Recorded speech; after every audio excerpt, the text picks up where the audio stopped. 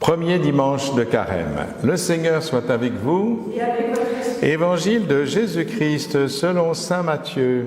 Gloire à toi, Seigneur. En ce temps-là, Jésus fut conduit au désert par l'Esprit Saint pour être tenté par le diable. Après avoir jeûné 40 jours et 40 nuits, il eut faim.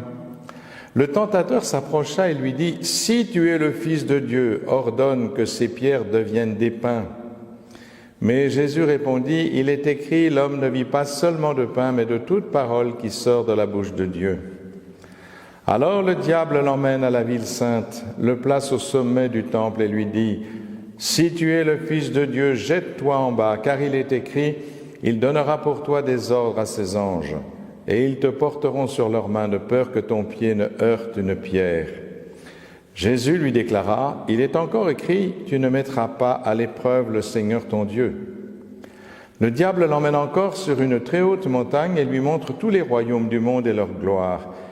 Il lui dit, « Tout cela, je te le donnerai, si tombant à mes pieds, tu te prosternes devant moi. » Alors Jésus lui dit, « Arrière, Satan, car il est écrit, c'est le Seigneur ton Dieu que tu aimeras, à lui seul tu rendras un culte. » Alors le diable le quitte, et voici que des anges s'approchèrent et ils le servaient. Acclamons la parole de Dieu. Louange à toi, Seigneur Jésus.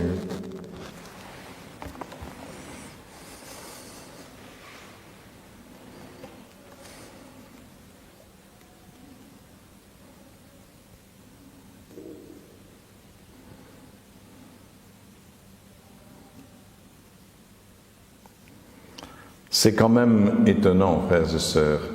Qu'est-ce que ça veut dire cette phrase? Comment se fait-il que l'Esprit Saint conduise Jésus au désert pour être tenté par le diable? C'est quand même étonnant, non? Comment Jésus peut-il être tenté? De l'Esprit Saint et de Jésus, c'est un seul Dieu avec le Père. Et oui, c'est vrai, en tant que Fils de Dieu, Jésus ne peut pas être tenté par le diable. Oui, mais justement, il s'est incarné. Il a pris chair de notre chair. Et comme chacun d'entre nous, il peut être tenté par le diable. Et pour assumer pleinement son humanité, il fallait qu'il puisse être tenté par le diable dans son humanité. D'ailleurs, vous avez remarqué comment fait le diable?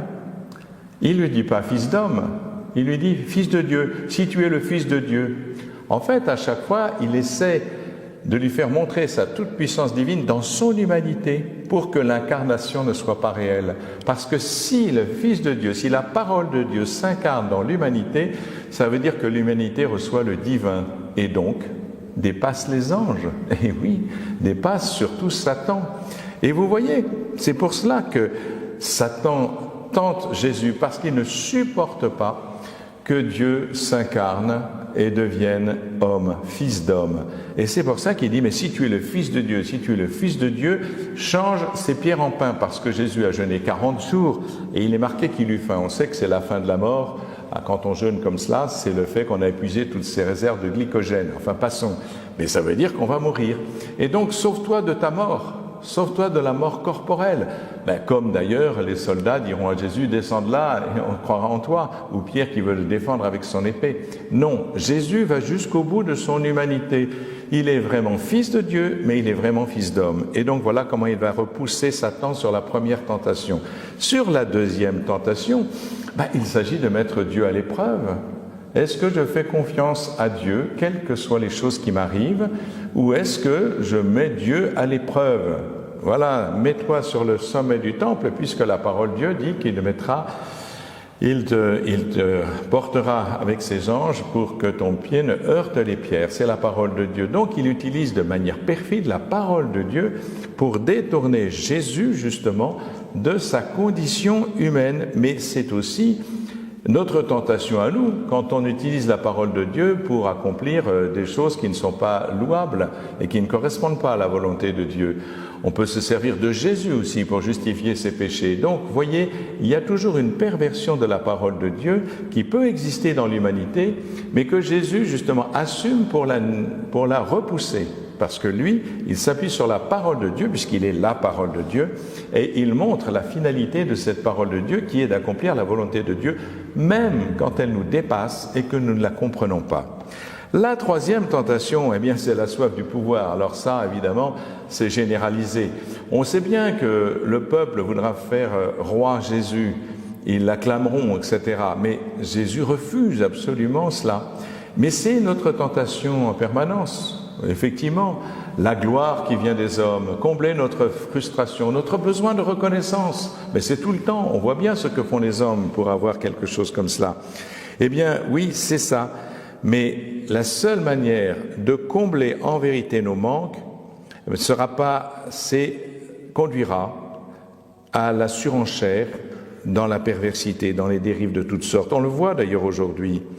Avec le pouvoir, le sexe et l'argent, tout ça est lié ensemble, parce que c'est ça la gloire qui vient des hommes. Eh bien, ça nous sépare définitivement de Dieu. Et voilà ce que Jésus dit. Non, on ne se prosterne pas devant les idoles que nous montre le diable. On ne se prosterne que devant Dieu. Et voilà comment nous pouvons comprendre ces tentations et comment l'Esprit Saint lui-même peut nous emmener dans le désert, entre guillemets, pour nous montrer comment chacun d'entre nous peut être affronté à ces tentations, comment le Christ les a vaincus pour que nous ayons aussi, nous aussi, la force de les vaincre. À tous, un bon carême!